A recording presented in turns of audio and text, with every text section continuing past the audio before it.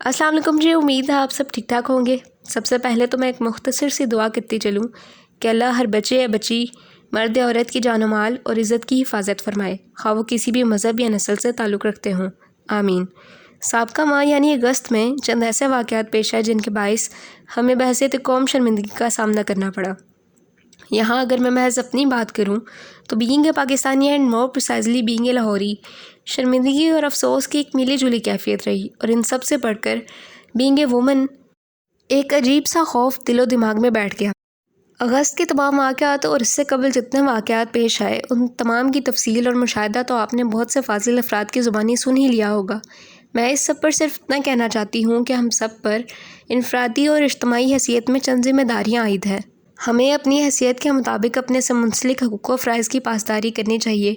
इसकी मैं एक मिसाल देता हूँ। एक आदमी चर्स बांटता है और वो ऐलान करे कि मीनारे पाकिस्तान पे मैं जा रहा हूँ, मेरे पास चर्स है, जितने लोग आए मुझसे ले लें। तो पूरे मुल्क से चर्सी इकट्ठे हो जाएंगे और जो छीना झपटी होगी चर्च के लिए, उस पे आप ये लोगों को दिखाएं कि देखो ये पाकिस्तानियों का इमेज है। चर्च के लिए कैसी लाइन लगा के खड़े हुए हैं। भाई आपने जो अनाउंसमेंट की है वो की ही चर्सियों के लिए की है। और अगर हम ऐसा नहीं करते तो we will be labelled as corrupt, और फिर यूँ हम अपने आप पर मुसल्लत होने वाले हुक्मरानों से शिकायत करने के भी हाल नहीं कि वो हमारे माल पर करप्शन क्यों करते हैं। जैसा कि फरमाने इलाही है, जिसका मफ़हूम कुछ यूँ है कि जैसे लोग वैसा हुक्मरान।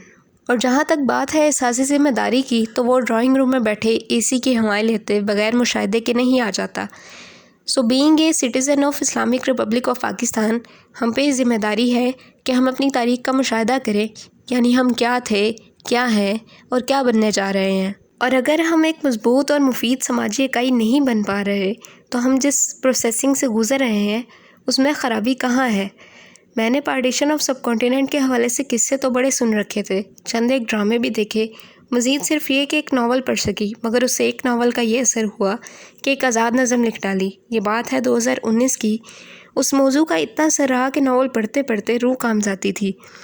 खैर, मेरी नज़म का उन्वान भी उसी नावल के उन्वान पे है, खाक और खून।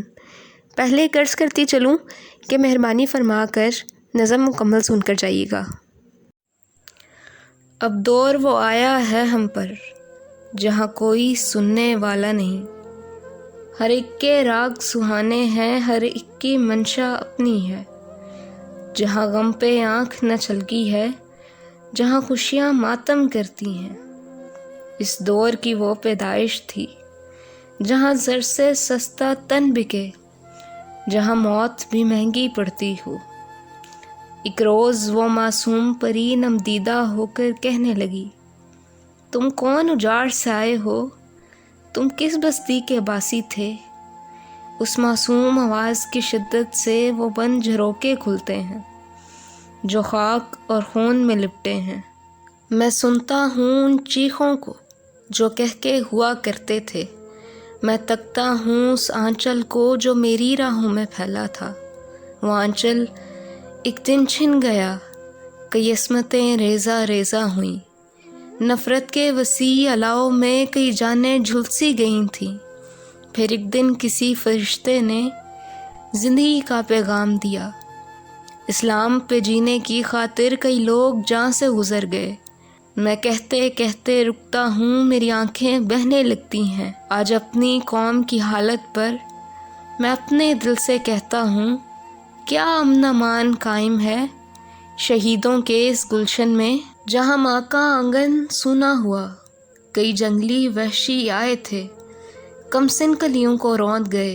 अल्लाह आबाद करे इस आंगन को जिस पर मैं जान लुटाता हूँ।